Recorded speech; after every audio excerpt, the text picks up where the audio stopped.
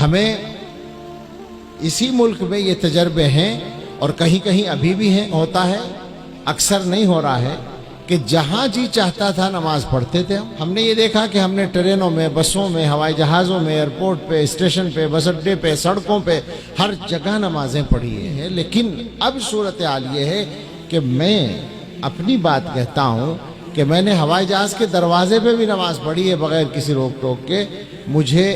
اسی سال، ایک سال کے اندر کی بات ہے، ہندوستان کے ایک ایئرپورٹ پر نماز کی نیت توڑنی پڑی،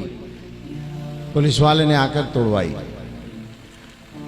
تو حالات تو بدلے ہیں، اور بھی اسی طرح سے آپ جس طرح جہاں بھی جس پہلو سے بھی جائزہ لیں گے تو حالات خرابی کی طرف ہیں۔ اور اب سوچنا یہ ہے کہ یہ حالات ہمارے موجودہ